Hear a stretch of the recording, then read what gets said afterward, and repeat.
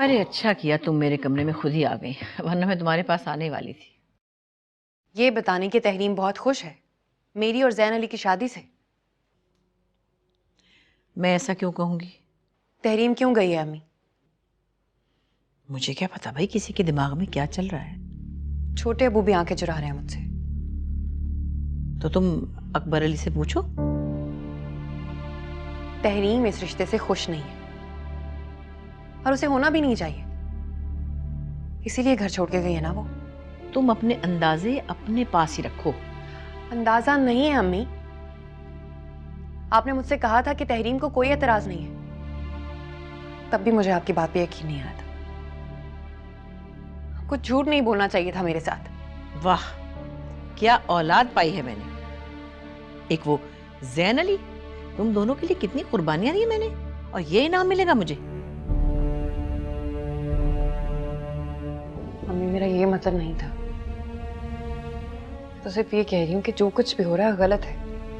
क्या सही हो रहा है और क्या गलत, ये सोचने की अब तुम्हें कोई जरूरत नहीं है। तुम्हारी शादी जैन अली से हो रही है, इस पर मुझे कोई बहस नहीं चाहिए, और बस जा सकती हो तुम यहां से।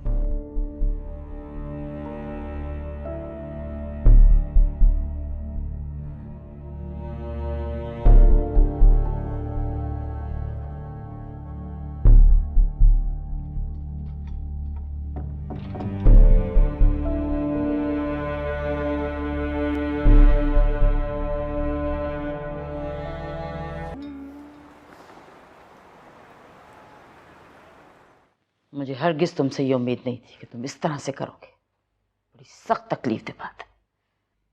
वो आप तहरीम को भी तो देखें, बिना किसी को बताए यहाँ चली आई। वो कल से यहाँ आई हुई है, तुम्हें इतनी फिक्र थी, आज आ रहे हो?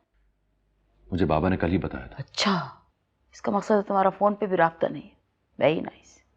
मैंने कॉल्स की थी उसको, उसने रिसीव नहीं किया। क्या हो गया तुम्हें? तुम उसे दूसरी शादी की धमकी दो और वो तुम्हारी कॉल रिसीव करे? मैंने उसे कोई धमकियां नहीं दी। अच्छा, तभी वो हवेली में नहीं अपनी माँ के घर बैठी हुई। बड़े अफसोस की बात है जैन, मैंने अपने हाथों अपनी बेटी को दलदल में झोंक दिया।